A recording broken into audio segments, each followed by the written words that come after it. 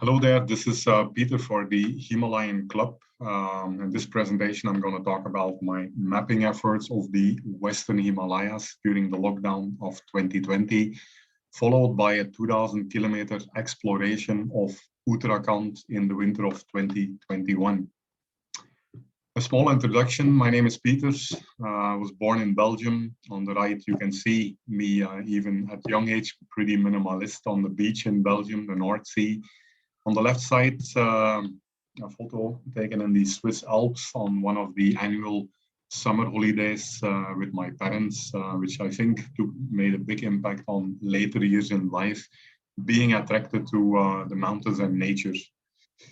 After finishing my master's in Belgium, I came over to India 22 years ago, started the Chennai Trekking Club, a very active outdoor community, a non-profit volunteer-based platform that grew to 40,000 members over 10 years, 2008 to 2018, organized many sports and outdoor events.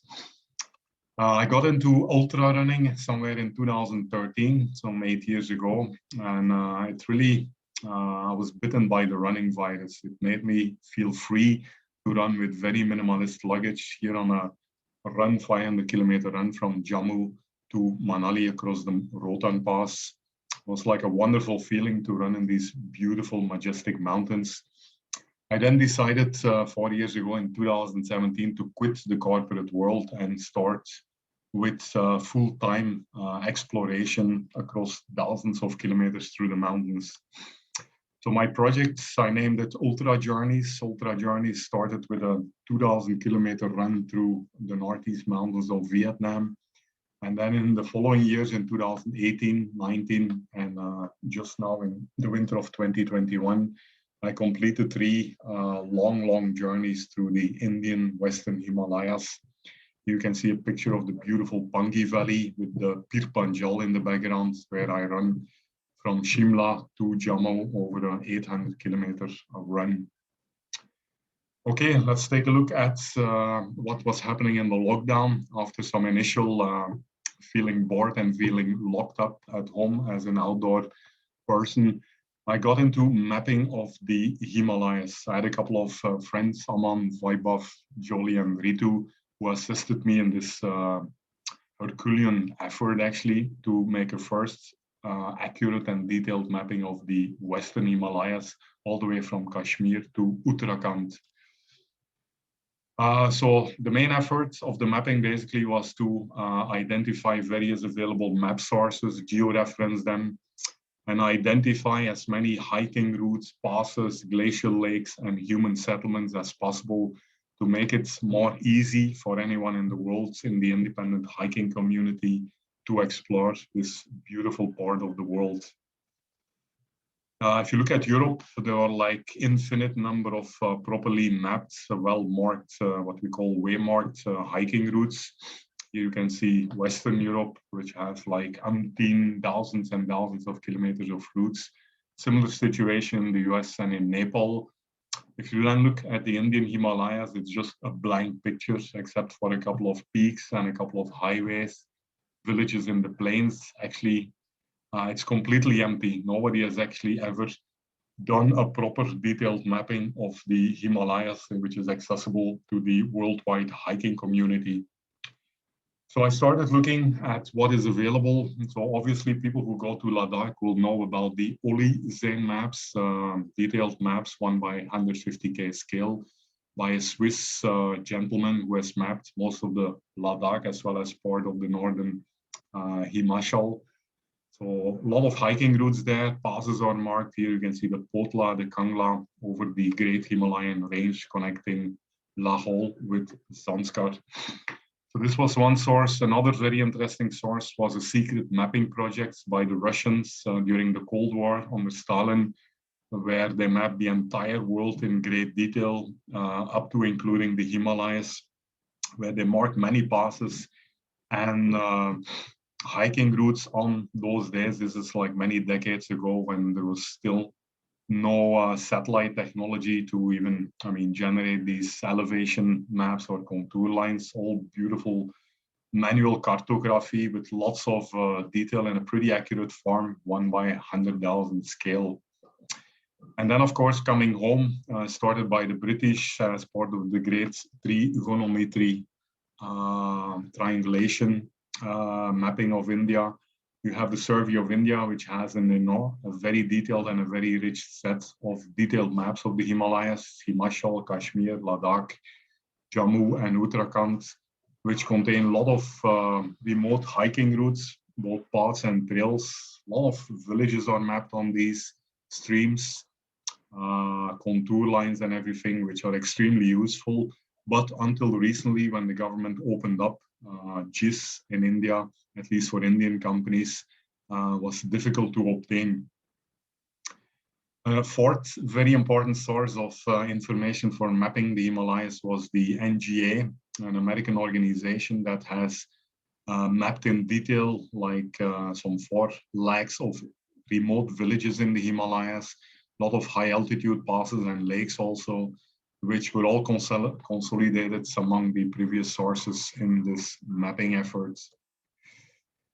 We started by mapping human settlements. So we mapped some 20,000 villages, more than villages, I would say hamlets and isolated summer dwellings, very remote settlements, sometimes just a handful of houses across the Western Himalayas from Kashmir to Uttarakhand, which was extremely useful. Knowing the villages forward, you can give the name of the village and the local people can really usually show you the right way forward. In addition to that, using OpenStreetMaps, I was able to use the latest OpenStreetMaps, which, as per my understanding, use artificial intelligence to basically scan different types of maps, satellite maps, and possibly thermal maps that allow them to automatically identify urban settlements, the ones you see in gray marked here. Some of these are just individual homes or a couple of homes in a remote settlement, which really is very useful as a solo minimalistic explorer to identify where you can find your next night shelter or food supply. So then also we used some 3 months with several people to digitize more than 50,000 kilometers of hiking routes from these various sources, very remote, undocumented routes. This is actually more than the circumference of the planet, which is just 40,000. And this would be enough actually to explore for many decades to come. You can see that from Uttarakhand on the east to Kashmir on the northwest to Ladakh on the northeast, we have actually covered the entire Western Himalayas by an extensive map network. Many of these maps, of course, are pretty old, sometimes decades old. So before kind of exposing this informal OpenStreetMaps to the world, we need to explore them to see if they're still existing, if they're still used, if they're not overtaken yet by the jungle or destroyed by landslides and climate change. And then last section of this mapping effort were the passes and the alpine lakes. So I identified some 2,000 passes across the Western Himalayas and some 700 high altitude lakes. Here you can see beautiful Brahmatal with colorful shades in the sky when we explored it this winter. So having these passes and lakes as a target allows you to kind of identify routes, hiking routes from valley to valley across these passes and lakes. Okay, now let's take a look at the first section where I use this extensive mapping to cover, explore basically and map, accurately record and map 2,000 kilometers of hiking routes across Uttarakhand in the winter, November to February 2021. When we say exploration and when we say winter, it looks like this. Now closing into the dirty Karak, going to knee-deep snow here. Last section of the pass. Quite intense. So you can see that exploration is all about opening the routes, identifying trails. So these are not well-trodden routes, of course. These are not the touristic ones. These are the offbeat ones that or again, not accurately mapped on these old Survey of India maps and Soviet Army maps. So it takes a little bit of trial and error. And then combining this exploration effort with winter, where you can see knee-deep, sometimes hip-deep snow, makes it a very challenging adventure. We were lucky this winter that it was a pretty warm winter, so it snowed only kind of 4 times between November to March. And we were able actually to go up till 3,900 meters with snow up till the knee level. So we were able to come now closing into the dirty Karak. The journey was mostly done solo as usual. Most of my 1,000-kilometer long journeys, ultra journeys, are done solo. Solo is, of course, a totally different experience compared to going with an expedition or even going alpine style with a group of friends, as you're completely alone, a single soul in an overwhelming vast landscape with snow. It's even like a different world. And it almost becomes like a bit of a meditative journey where you experience a lot of inner peacefulness as you travel alone over this magnificent landscape. I covered a total of 90 days, some 25 kilometers per day, so covering 2,000 kilometers here. You can see on the left, we started from Dehradun. We went north up till we hit the snow line, and then we basically did a west to east and back to west traverse over the entire breadth of Uttarakhand, crossing many of the major valleys here, and with stunning views on the high ranges which were visible from these mid-level passes. More than the 2,000 kilometers, it was all about covering many passes, jumping from valley to valley across the ridge lines, which basically means a lot of climbing. So in total, we did some 170,000 meters. To make you understand, this is equivalent of 19 times the height of Mount Everest. If you forget about a moment about the absolute altitude, of course, of Everest, which is quite challenging. But this shows you the enormous efforts. And here on this timeline, you can actually see the 110 spikes or the 110 passes that were covered in this 90 days. So an extremely intense effort. So one important thing is here that you have to go lightweight in order to cover so much of climbing in such a small time frame. So I did speed hiking, which basically meant I did around 1.5 to 2 passes per day. Every day covered 25 kilometers, fully packed, shelter, food, gears on the back, and almost 2,000 meters of climbing every single day without any rest for 90 continuous days. This is only possible, of course, when you go lightweight. So here you can see my gear sets. Everything is very minimalist, including 6 and 7, which is my tent and my sleeping bag. Everything together was hardly 5 kilograms, which made it possible as an ultra runner again to go extremely fast over these steep terrain.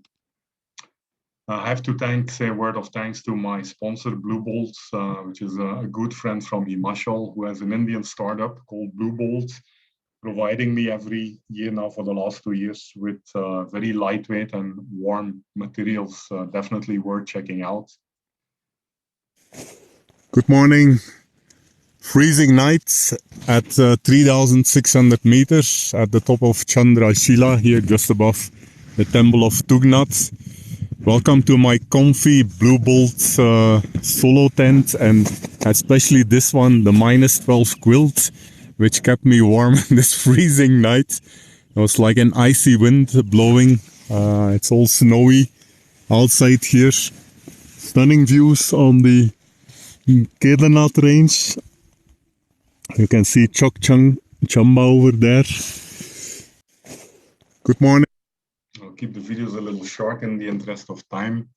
And as I was saying, it's all about self-exploration. There is no local guide from the villages. So how to do this is basically with 4 different layers, offline layers on the map. One is, of course, the OpenStreetMaps, which have a lot of valuable details about the type of terrain, the forest, the glaciers, the rock terrain, rock and ice, as well as more than 20,000 villages mapped by my team. Then we have the human settlements, which are marked there. We have contour lines, which are essential to understand the steepness of the terrain, the elevation. And then, of course, all the digitized routes of 50,000 kilometers. So the exploration was done day by day. There was no fixed route at the beginning. Every day I used to, depending on the weather conditions, the snow line, which went up and down with fresh snow and with melting snow. Every day I planned my journey one day at a time. I was minimalist in various ways, not just from a gear point of view, but also from a food point of view. Never carried much of food, no water, minimalist shelter, no cooking. As I was going very fast, minimalist as a speed hiker, I was able to cover most of the traverses in a single day, allowing me to reach a village to village, from valley to valley, and actually resupply my food in between the villages. One beautiful thing that has to be highlighted about Uttarakhand is that you have infinite number of these beautiful cobbled rock paths connecting remote villages where no road has reached yet as of now. This is a lot of heritage. I mean, these paths must have been built with an Herculean manual effort. Unfortunately, many of these paths are no longer used, except maybe by the shepherds, which go grazing the high alpine meadows during summer. And part of my mapping effort was also to kind of conserve, to create awareness and conserve these beautiful ancient traverses. Here then you can see the high ranges. On the red colors there is again the 2,000 kilometer route which I followed, mid-level from west to east. While following this route, where you go over passes of 3 to almost 4,000 meters, you get splendid views on all the high ranges here marked of Uttarakhand, from the Bandar Punch in the west to Nanda Devi and Eastern Kumaon ranges in the east.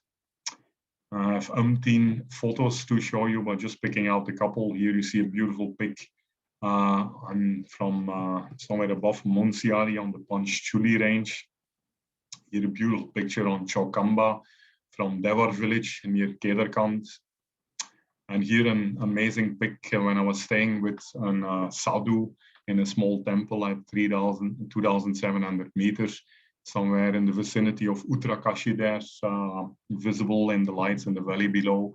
You can see the sunset highlighted ranges of Gangotri below a rising full moon above. Stunning view. It was not only about the high ranges, but as a ultra traverse speed hiker, I mostly focus on crossing as many valleys, as many rivers as possible.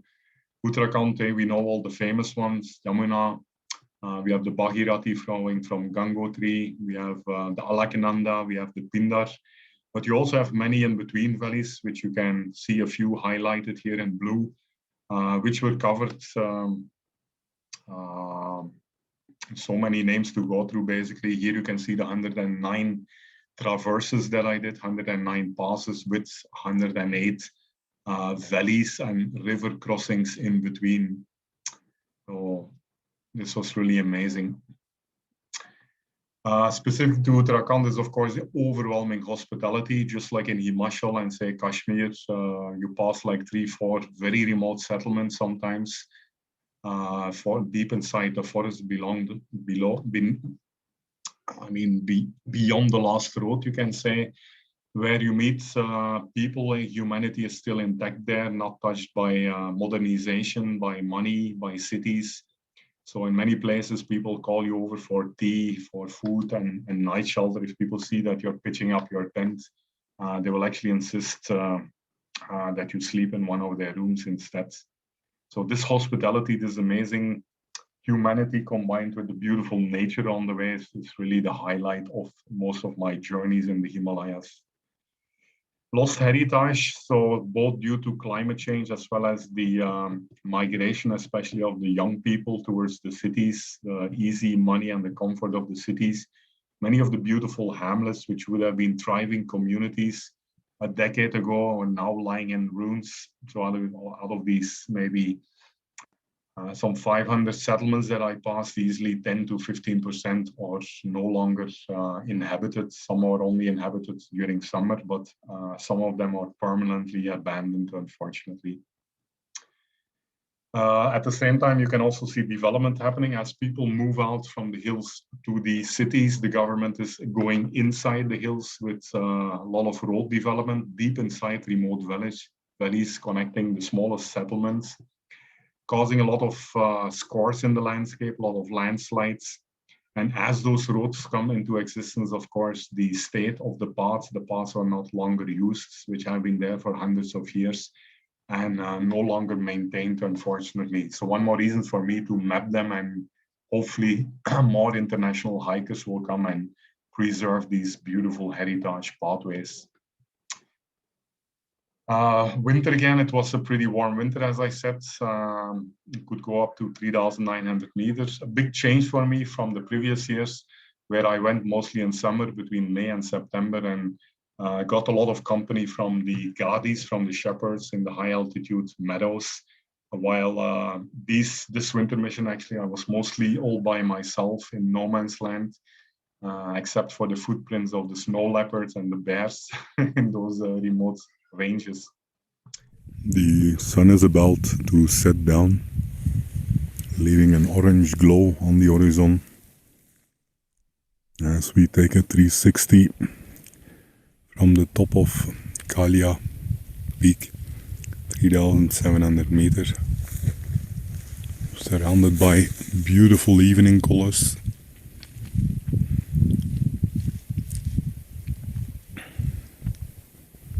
Actually in the background of my tent, the Blue Gear Solo.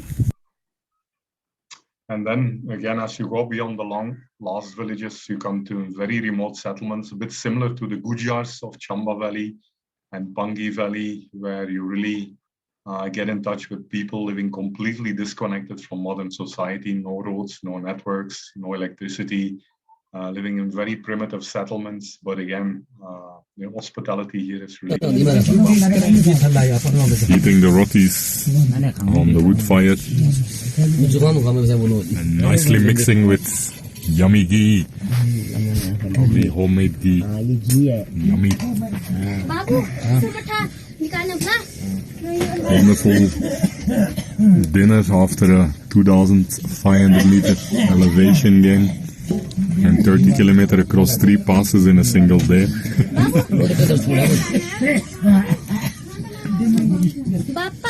That's yummy. Okay. One very interesting observation I made on my journey across almost 500 villages is that a lot of the labor is actually performed by the women, while many of the guys are chilling out. Village Dava. You see a couple of women. Rasagula preparation here for the festivities in the evening. Looks like a marriage. शादी है? शादी है क्या? नहीं नहीं ऐसे ही? ऐसे ले जाओ भाभी क्या अंग्रेजी Everywhere you can see women carrying big loads on their back, fetching dry grasses, leaves, and woods from the forest for basically the cattle, to feed the cattle in the villages. So again, I mean, statistically speaking, 95% of the labor seems to be happening by the women. The homes are beautiful in Uttarakhand. The more remote you go, especially disconnected from the roads, the concrete and stones would not have reached, and homes are constructed completely with natural materials. Beautiful big limestone roofs, wooden or rock homes at the base, and then typically 2 floors. At the ground floor, we have the animal staying, which will generate heat for then the people who stay on the first floor. Some of the more richer homes have beautiful wood carvings at the doors and windows, as you can see. And then, of course, yeah, many of the villages is all about farming. They're quite self-sustained in terms of foods and even clothing. Some of them have hand looms. Micro farming on the small, steep terrace. As the villages are remote, Farmlands here. it's impossible for Not possible for tractors to come in. So hand labor the farming is still done through and this. force of the animals. Some of the step farms are very steep and can only reach The traditional forms works best.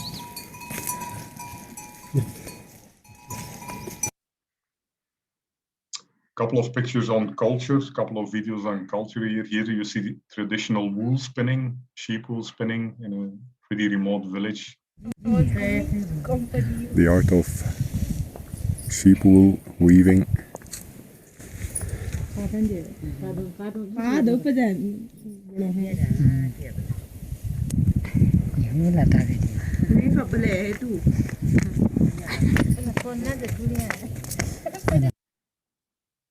And here you can see the 1 year anniversary where the whole the whole village comes together to remember the departed souls in the one last year, and some of the ladies performing dancing rituals to connect with the afterlife.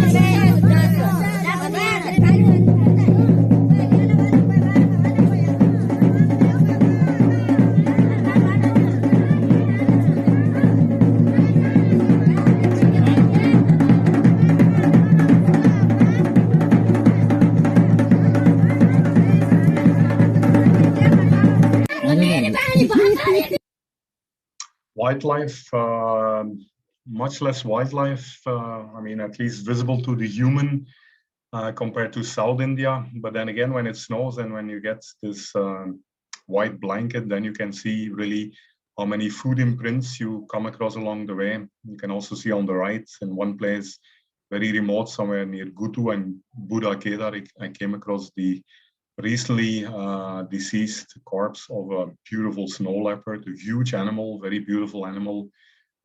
Even though I saw he was dead with the ice removed, it was still pretty scary to approach this big hunter.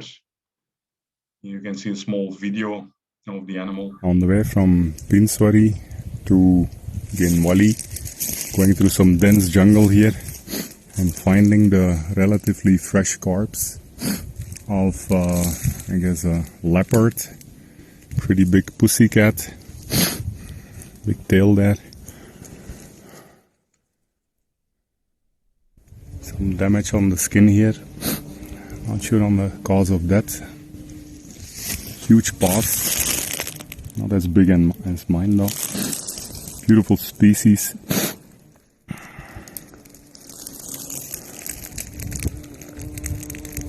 Eyes have been removed already. On the way from... Voila. And basically after completing this mission, during the mission itself, I was recording with my same navigation device, my phone, accurately the routes explored. So in many cases, these were not perfectly matching the ones I found on the old survey maps or Soviet maps.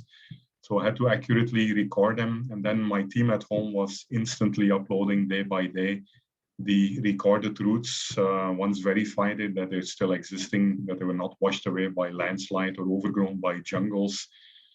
Posted them on OpenStreetMaps here, where anyone now can see them. Anyone in the worldwide community, you can download GPX files. You can see the elevation profiles for every route. Also, there was a detailed blog written so that people can easily follow my footsteps. At the same time, a lot of documentation was done in both visual photos, blogging, as well as videos here to Instagram to inspire more people to discover this beautiful part of the Himalayas. Uttarakhand is really amazing, given the fact that there are so many remote settlements, which actually make it easy in terms of night stay and shelter and food, that you don't have to carry everything with you, like say in Ladakh. Any questions from the audience, I'll be happy to address. Also take a look at my blog, ultrajourneys.org, which, as you can see in the index here, has lots of information, videos, short films, training materials, and daily blogs over the last 3 years of exploration of the Himalayas and other ultra journeys across the planet. Thanks again to the Himalayan Club for giving me the opportunity to present my 2020-21 winter mission to Uttarakhand. Don't hesitate to contact me through my blog. All my contact details are listed there for any questions or suggestions if you're interested to explore anywhere in the Western Indian Himalayas. Thanks